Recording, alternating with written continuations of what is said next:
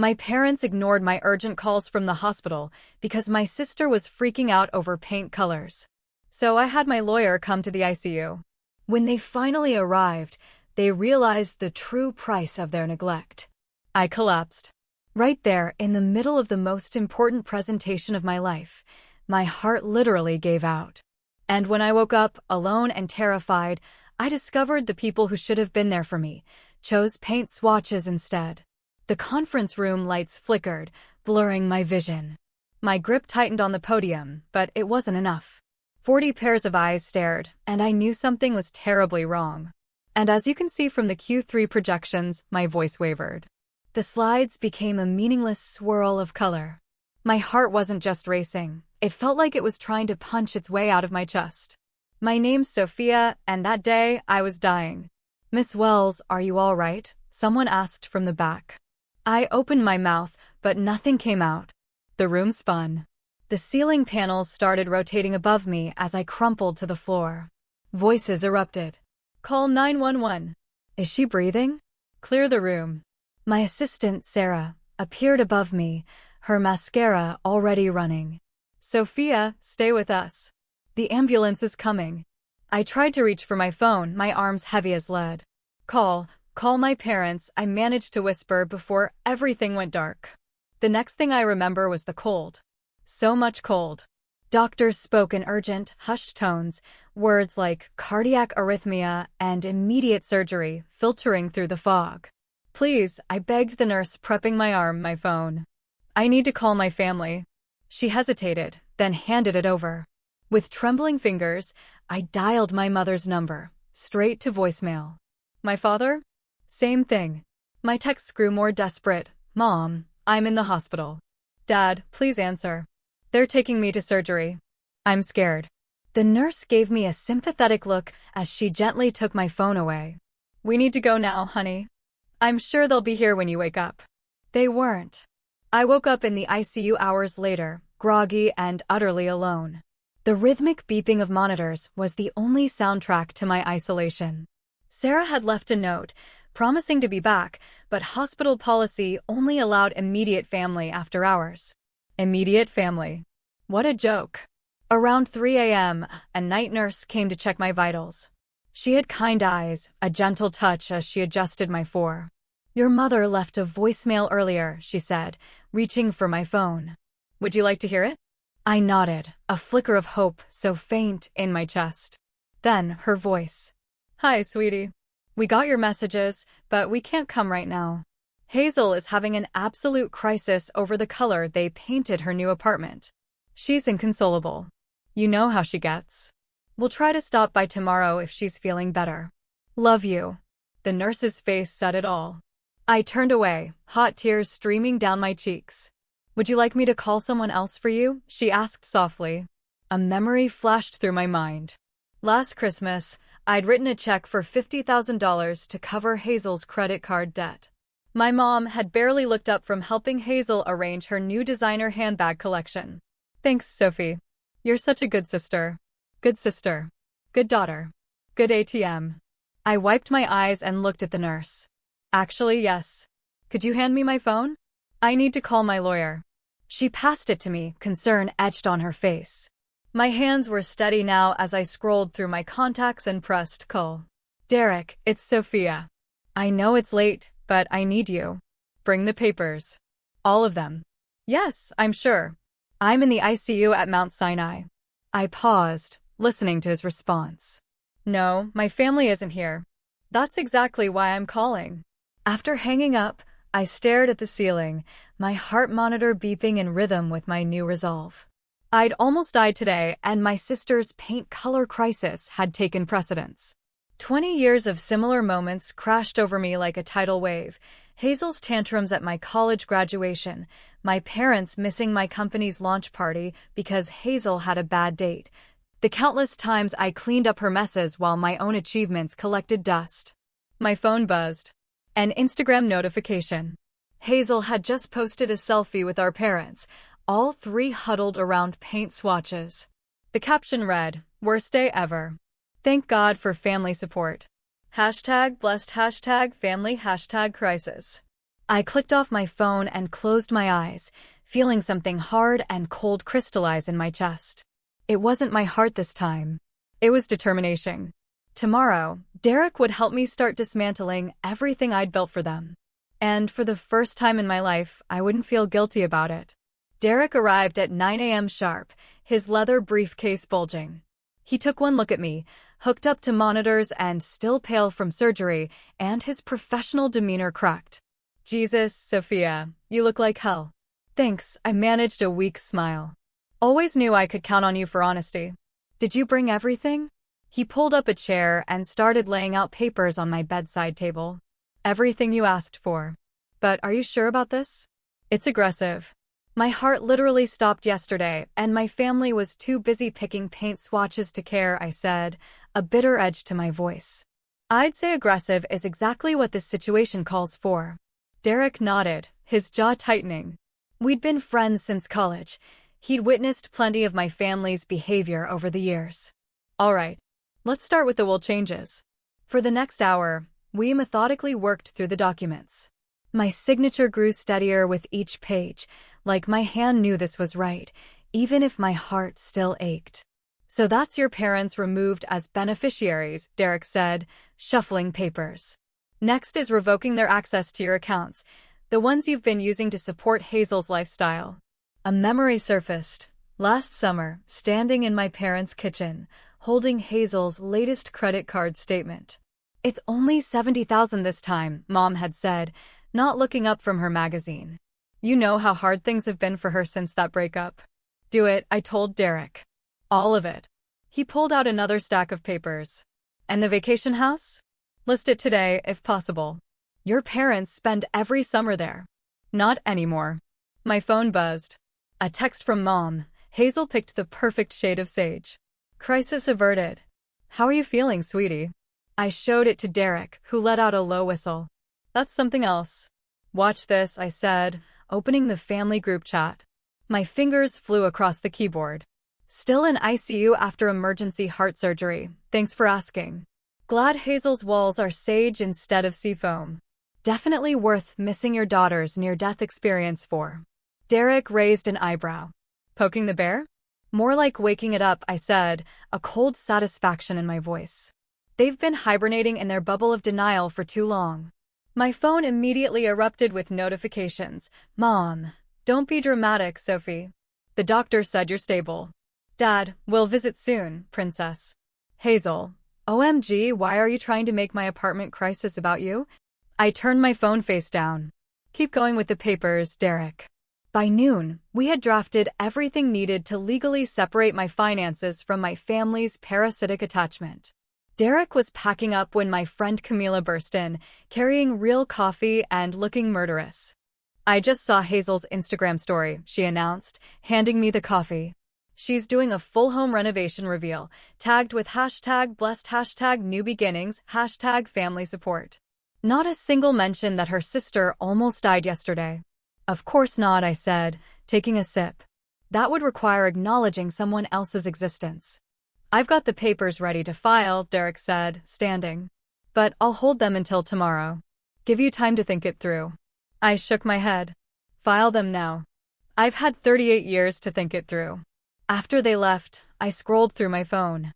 Hazel had posted again, a boomerang of her twirling in her newly painted living room. Mom and Dad were in the background, applauding. The caption read, "Sometimes it takes a village." So grateful for parents who drop everything to help in a crisis.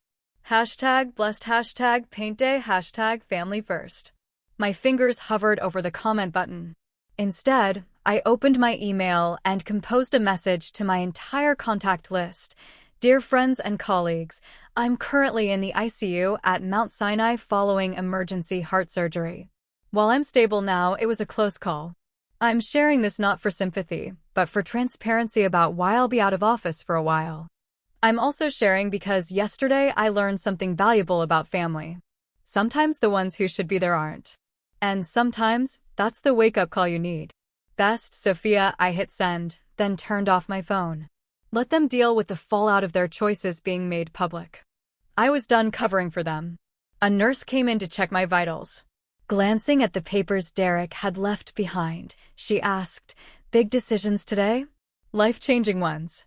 "Your heart rate's much stronger," she noted, checking the monitor. I looked out the window at the Manhattan skyline, feeling lighter than I had in years. "Yeah," I said. "I think it finally remembered how to beat for itself instead of everyone else." She patted my hand and left. In the quiet of my hospital room, I could have sworn I heard the sound of bridges burning. And it sounded like freedom. 3 days after my surgery, my parents finally graced me with their presence. Mom swept in, wearing her signature Hermes scarf, carrying a bouquet that probably cost more than my hospital bill. Dad trailed behind, looking uncomfortable in the sterile environment. "Oh, darling," Mom exclaimed, as if we were meeting for lunch rather than visiting her daughter post-cardiac event. "These fluorescent lights are absolutely brutal on your complexion." "Nearly dying tends to do that," I replied flatly. Dad cleared his throat. "Now, princess, no need for that tone. We're here now." 3 days later, I pointed out. Mom arranged the flowers, filling the silence with chatter. Hazel wanted to come, but she's still dealing with the contractor. Such a nightmare. They completely botched the crown molding. She's been crying all morning. I pressed the morphine button on my fore, not for pain, but for patience. "Where is Hazel anyway?" Dad asked, looking around as if she might materialize from behind the curtain. "Probably posting about her crown molding crisis on Instagram," I said. "Did you know her story about paint swatches got more attention than my emergency surgery announcement?" Mom's hands stilled on the flowers. "Sophia, please. You know how sensitive she is. She's been absolutely beside herself about your situation." "My situation?" I repeated. "You mean my heart stopping?" A knock at the door saved them from responding.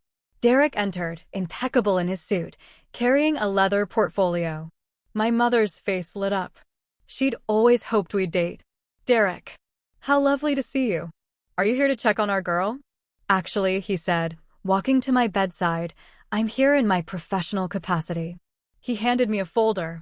I opened it slowly, savoring the moment. "Mom, Dad, you remember Derek's my lawyer, right?" The color drained from my mother's face. Dad's forced smile flickered. "These are copies of documents I filed yesterday," I continued, my voice steady. "I've removed you both from my will, revoked your access to all my accounts, and listed the vacation house in Florida for sale." The house," Dad stammered. "But where will we go in the summer?" "Not my concern." Mom's perfectly manicured hand flew to her throat. "Sophia, you can't be serious. We're family." "Family?" I laughed, and the heart monitor betrayed my spike in anger. "Let me tell you about family. Last month, I paid off Hazel's $70,000 credit card debt. The month before that, I covered her rent when she forgot to pay it for 3 months. Last year, I funded her failed jewelry business. Want to know what I got in return when my heart stopped and I needed you most? You chose paint swatches over your dying daughter." "That's not fair," Dad protested weakly. "No," I said, leaning forward. "What's not fair is that I've spent my entire adult life being your backup plan, your safety net, your human ATM. Well, guess what? The Bank of Sophia is officially closed." Derek handed them each a stack of papers. "These detail the changes." I'd suggest reading them carefully. Mom's hands shook as she flipped through the documents. This is ridiculous. You won't go through with this. Family sticks together, Sophia. You know that." I looked her directly in the eyes. "If that's true, how come I almost died alone?" The silence that followed was deafening. "The house is already listed," Derek added quietly. "We expect it to sell quickly in this market." Dad sank into a chair, papers crumpling in his grip. "Princess, please, let's talk about this rationally." "I had plenty of time to think rationally while lying here alone for 3 days," I said. "Did you know the nurses took turns sitting with me after surgery because they felt bad that I had no family here?" Strangers showed more concern than my own parents. Mom's mascara was starting to run. "You're being dramatic. We came as soon as we could." After Hazel's paint crisis was resolved, I corrected. "Check your priorities, Mom. Better yet, check your phone. I'm sure Hazel's having another meltdown about crown molding right now." As if on cue, Mom's phone buzzed. She glanced at it instinctively. Go ahead, I said. Answer it. We both know you will. She stood, smoothing her skirt with trembling hands. This isn't over, Sophia. You're upset. You're not thinking clearly. We'll discuss this when you're feeling better. Actually, we won't. I pressed the call button for the nurse. I'm ready for my rest now. As security escorted them out, a precaution Derek had arranged, I heard Mom's voice crack. She can't do this. She's our daughter. No, I whispered to the empty room. I'm just the backup daughter you never wanted but always needed. And I quit. The monitor showed my heart rate returning to normal, steady and strong. Like it knew this was just the beginning. My phone rang at 3 a.m. Hazel's name flashed across the screen, and I answered out of morbid curiosity. How dare you? Her voice crackled with rage. How dare you do this to Mom and Dad? Good morning to you too, Hazel. How's the crown molding crisis? Don't you dare be sarcastic with me. They're devastated. Mom hasn't stopped crying and Dad had to take a Xanax. I adjusted my hospital bed to sit up straighter. Interesting how they can have such strong reactions to consequences, but couldn't muster any concern when I was literally dying. Oh my God, you're not dying. Stop being so dramatic. My heart stopped, Hazel. Actually stopped. But please, tell me more about your paint. Emergency. She made a sound between a scream and a sob. You need to fix this. Call Derek right now and undo everything. Or what? Or I'll never speak to you again. I laughed. Genuinely laughed for the first time in days. Is that supposed to be a threat? The line went quiet for a moment. When Hazel spoke again, her voice had that familiar, manipulative tremor, the one that usually preceded getting her way. Remember when we were kids and you promised to always take care of me? A memory flashed. I was 12, Hazel 6. She'd destroyed my science fair project the night before presentation, dumping glue all over weeks of work. Mom had blamed me for not sharing my supplies. Actually, I do remember, I said. I remember a lot of things, Hazel. Like how I sold Grandma's ring, my only inheritance, to bail you out of debt 3 years ago. Remember what you said then? Thanks, sis. You're the best. Right before you went on a shopping spree with Mom. That's different. I needed you. You always need. And I'm always expected to provide. Well, guess what? I'm done. Mom wants to meet, she said, changing tactics. One last family meeting to talk things through. I considered this. Fine. Tomorrow at noon. The hospital cafeteria, but my contractor. Noon. Take it or leave it. She agreed. But I wasn't done. And Hazel? I'm bringing Camila. Your annoying friend. Why? Because I'm done being outnumbered. The next day, Mom and Dad arrived first, looking like they hadn't slept. Hazel swept in 10 minutes late, wearing oversized sunglasses and clutching an iced latte like it was life support. Camila sat beside me, radiating protective energy. She'd known my family dynamics for years and had always been my voice of reason. Sophia, Mom began, reaching across the table. Let's talk about this rationally. Rational. Camila interjected. Like ignoring your daughter's emergency surgery? This is a family matter. Hazel snapped. Funny, I said. I was family when you needed your credit cards paid off. Dad raised his hands placatingly. Princess, we understand you're hurt, but this revenge, it's beneath you. Revenge. I leaned forward. This isn't revenge, Dad. This is boundaries. This is me finally saying no. You're being selfish. Hazel slammed her latte down. Do you know what this is doing to me? My anxiety is through the roof. My followers can tell something's wrong. Camila snorted. Your sister almost died, and you're worried about your Instagram aesthetic? Stay out of this. Hazel whirled on Camila. This is your fault. You've always tried to turn her against us. No, I cut in. You did that all by yourselves. Mom started crying, her practice tears right on schedule. We can fix this, sweetie. Just call Derek. Stop. My voice was steel. The house is already in escrow. The accounts are closed. It's done. Hazel stood up so fast her chair toppled backward. You ungrateful. She grabbed her latte and threw it at Camila, who barely dodged the cup. The cafeteria went silent. Security approached quickly. And that, I said quietly, as if explaining something obvious, is exactly why this is happening. As security escorted Hazel out, her screams echoing down the hallway, I turned to my parents. We're done here. Sophia, please. Mom tried one last time. No. I'm going to be discharged tomorrow. When I leave this hospital, I'm leaving this dysfunction behind too. I stood up, Camila steady beside me. Oh, and one more thing. I've instructed my lawyer to file a restraining order against Hazel. Consider this her first and last warning. Walking back to my room, Camila squeezed my hand. You okay? I nodded, feeling lighter than I had in years. You know what's funny? My heart's actually beating better now that I've stopped letting them break it. Behind us, I could hear Hazel's distant screams mixing with Mom's sobs. The sound of consequences finally catching up to them all. The Florida house sold in 3 days, well above asking price. I signed the final papers for my new apartment, where I'd been recovering for the past week. Derek sat across from me, sliding over a cashier's check for $4,200,000. What are you going to do with it first? He asked. I'm hiring an estate sale company to clear it out, I said. Everything goes. Including the piano. My hands stilled over the check. The baby grand piano. My childhood sanctuary. Mom had given it to Hazel on her 16th birthday, despite knowing I was the only one who played. Especially the piano. My phone buzzed. A news alert. Local woman removed from luxury boutique after altercation with staff. The thumbnail showed Hazel being escorted out by security, mascara running down her face. Your sister's making headlines, Derek noted, peering at my screen. She always wanted to be famous. I forwarded the article to Camila, who replied instantly, Karma's working overtime. The estate sale company arrived the next day.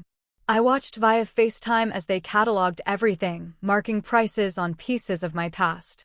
The woman in charge, Marie, held up a familiar jewelry box. What about this? Inside was a space where my grandmother's ring had once lived before I'd sold it to cover Hazel's gambling debts. Sell it, I said. Everything goes.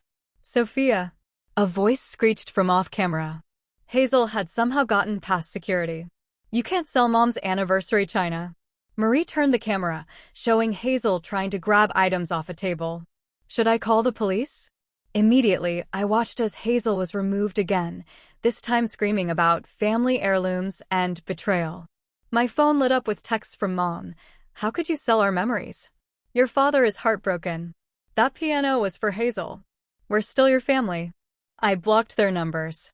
Later that afternoon, Derek called. His voice was tense. We have a situation. Hazel tried to file for temporary conservatorship over you.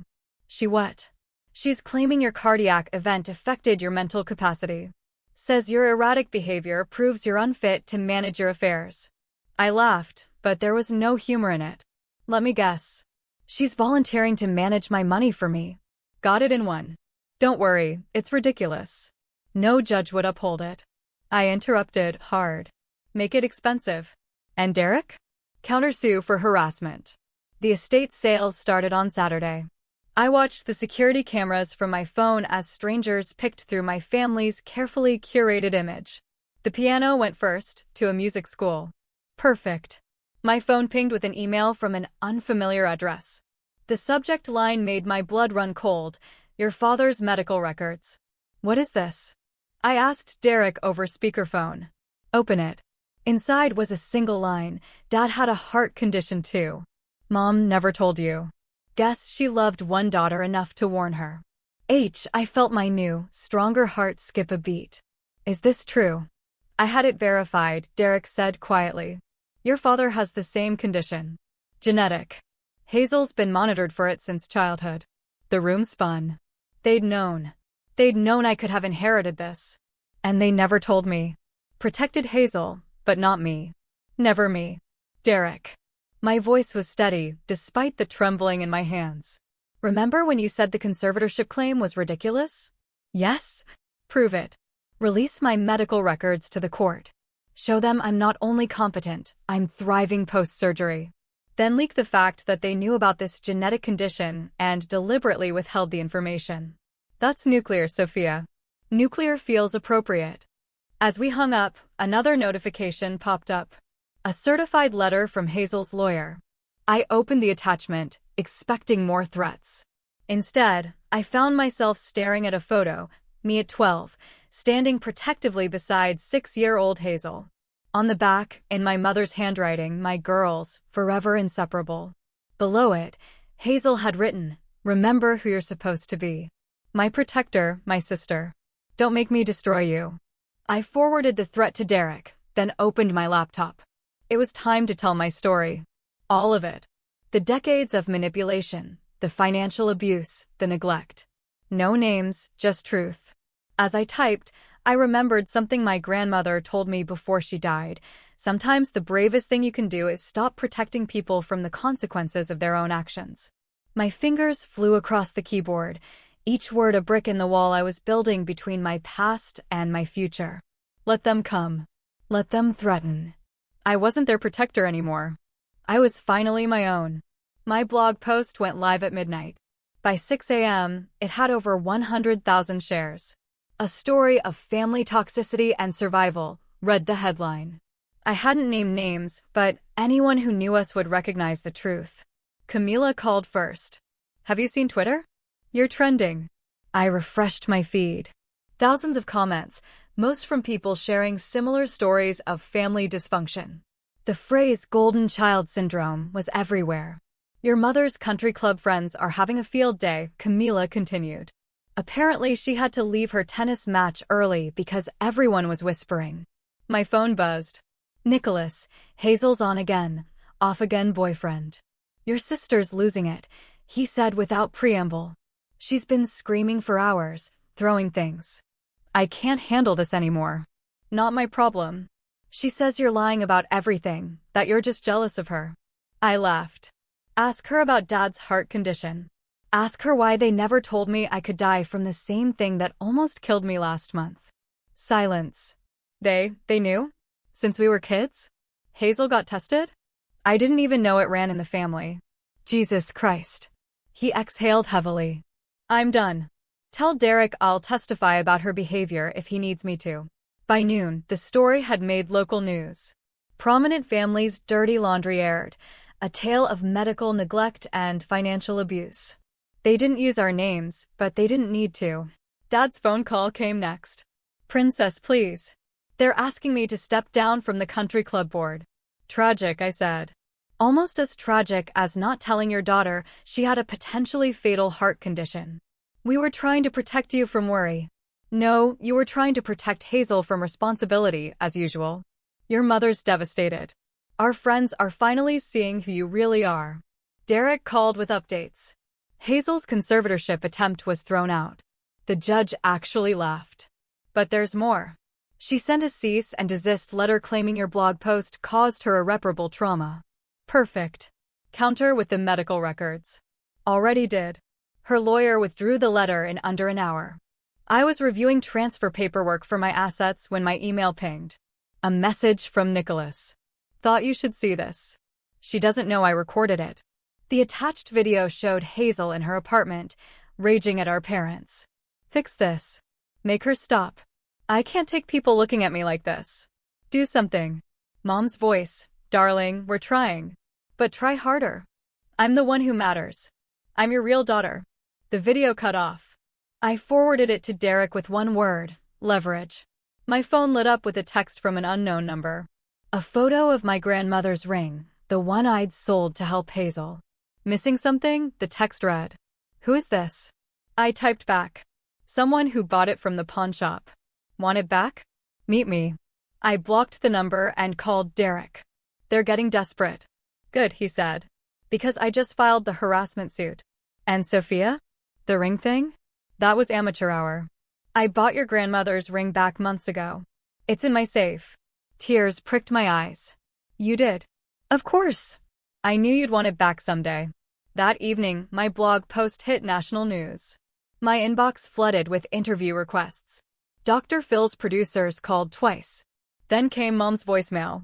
She was crying, screaming, apologizing, all in the same breath. "Please, sweetie, we can fix this. Tell everyone you were confused. Say you made it up. We're your family." I played it for Camila over wine.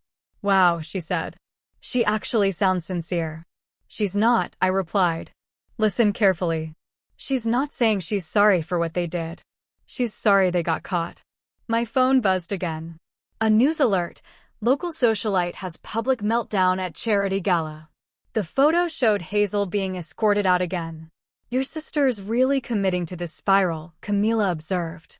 She's never faced consequences before. She doesn't know how. I opened my laptop and began typing again. Not another blog post.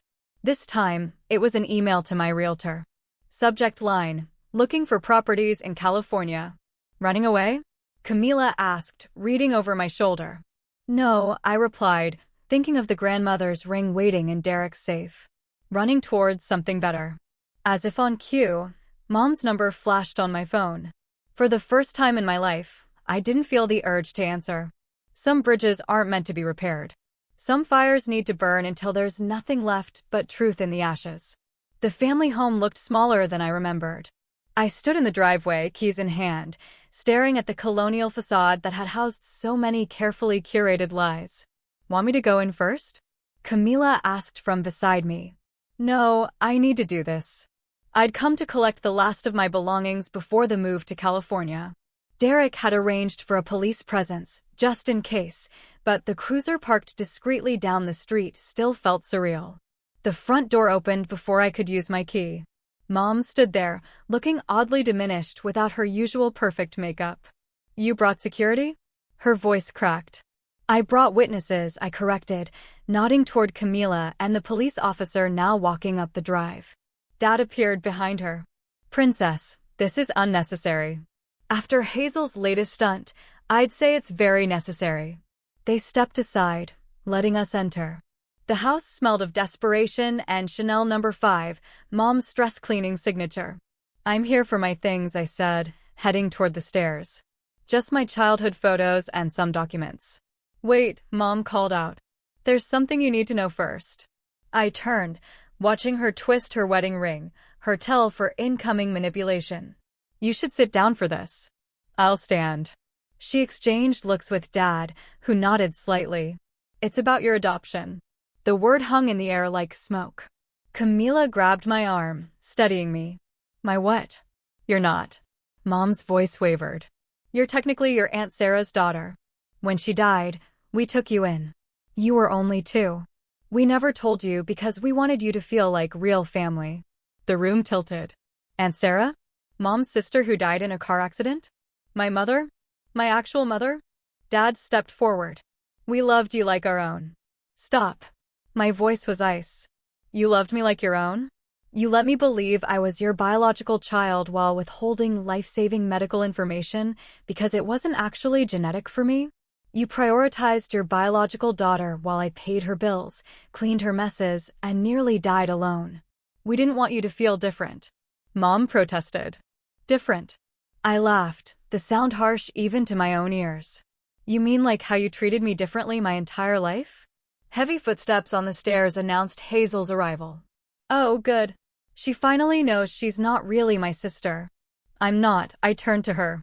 Then I guess I'm not really responsible for you anymore. All those years of guilt, of obligation. They never belonged to me, did they? You ungrateful, Hazel started, but Mom cut her off. We gave you everything. Mom cried. A home, an education, opportunities. No, I interrupted. I earned those things. Every single one of them. While you were busy coddling your real daughter. I walked to the stairs, pushing past Hazel. In my old room, I found the box I'd come for. Photos, documents, memories. At the bottom, wrapped in tissue paper, was a small frame. Inside was the last photo taken of Aunt Sarah, my real mother, holding me as a baby. Downstairs, chaos erupted. Hazel was screaming about inheritance rights. Mom was sobbing about family loyalty. Dad was trying to talk over everyone about reasonable discussions. I descended the stairs with my box, the police officer moving closer. That's my baby photo album. Hazel shrieked, lunging for my box. The officer stepped between us. Actually, I said calmly, these are Aunt Sarah's photos. My mother's photos. I'm taking what's mine and leaving what never was. You can't just walk away from this family. Mom grabbed my arm. I shook her off. I'm not walking away from my family. I'm walking away from people who kept me around as a convenient backup plan. There's a difference. We'll sue. Hazel screamed. We'll take everything. Go ahead. I reached the door. But remember, I have proof of financial fraud, medical neglect, and now proof that you knowingly withheld my adoption status while using it against me. Want to see how that plays in court? Silence fell.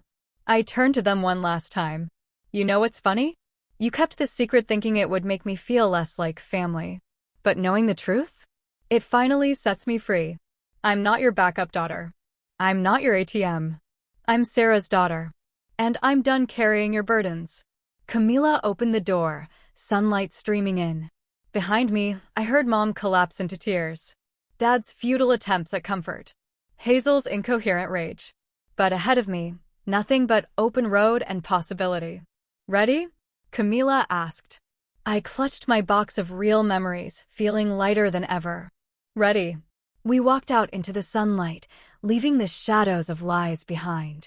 In my pocket, my phone buzzed with another lawsuit threat from Hazel's lawyer. Let them come. I had truth on my side now, and truth, I was learning, was the strongest weapon of all. The California sun streamed through my office window as I finished typing my last blog post. My heart, now steady and strong, kept perfect rhythm with the keyboard clicks. And that's how I learned that family isn't about blood or obligation, I wrote. It's about choice. Every day, we choose who we let into our hearts. My phone lit up with Derek's call. The lawsuits are officially dismissed, he announced. All of them. The judge called them, and, I quote, frivolous attempts at financial manipulation. How's Hazel taking it? Not well. Have you seen the tabloids? I pulled up the latest headline. Socialite's public meltdown goes viral. My sister ruined my life. The video showed Hazel throwing drinks at paparazzi outside a Manhattan restaurant. She's trending again, I said. Not the kind of fame she wanted. Speaking of trending, I added, Mom had sent an email. The subject line read, Your father's birthday. Inside was a photo of our last family vacation before everything imploded. Below it, she'd written, We miss you. Can't we just go back? I clicked delete. My doorbell rang. Camila stood outside with 2 coffees and a small package. Special delivery from Derek, she announced, handing me the box. Inside, nestled in velvet, was my grandmother's ring. The one I'd sold for Hazel, the one Derek had rescued.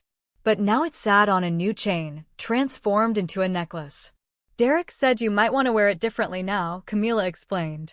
New meanings for new beginnings. I fastened it around my neck just as my laptop chimed. A donation confirmation. I just funded a year of cardiac screening for low-income families through my local hospital. The program was named after Sarah, my real mother. Your support group starts soon, Camila reminded me. Ready? I logged into the video call where dozens of faces appeared. All people who'd found their own strength through my story. We weren't just healing ourselves. We were building something new. Welcome, everyone, I began. Today, we're talking about setting boundaries without guilt. Halfway through the session, my phone buzzed. A text from Nicholas. Thought you should know, Hazel's trying to sell a story to the tabloids about your adoption. But don't worry, I sent them the video of her admitting to financial fraud instead. I smiled. Karma really was working overtime. Another email arrived, from Dad this time. The subject line made me pause. I'm sorry. For what it's worth, he'd written, I was wrong. We were all wrong. Not just about how he treated you, but about what family means. You're stronger than any of us ever were. For the first time, his words held no power over me. I didn't need his approval or his apology. I was no longer that girl desperate for her family's love. The support group session ended with our usual affirmation, we choose ourselves today. Camila pointed to my laptop screen. Look at your blog comments. A new message stood out. I left my toxic family today. Your story gave me courage. Thank you for showing me that walking away isn't giving up. It's growing up. I touched my grandmother's ring, now resting over my heart instead of weighing down my hand. Ready for dinner? I asked Camila. The new Thai place has outdoor seating. Always. Oh, and I invited someone from your cardiac support group. That writer who also survived family drama. She seemed cool. Outside, the sunset painted the sky in colors no paint swatch could capture. My phone buzzed one last time. Hazel posting another rant about family betrayal. I turned off notifications and smiled at Camila. You know what? I think I'm finally done carrying their stories. It's time to live my own. We walked toward the restaurant, my grandmother's ring catching the last rays of sunlight. Behind us, a stream of comments flowed on my blog post. You helped me find my voice. I'm choosing myself today. Thank you for showing us the way out. Revenge had brought me here, but it wasn't what kept me standing. That came from something stronger, the power of choosing myself, of building a life where love didn't require sacrifice. My heart beat steady and true. No longer racing to please others or breaking under the weight of unwanted obligations. This was freedom. This was peace. And it tasted sweeter than any revenge ever could.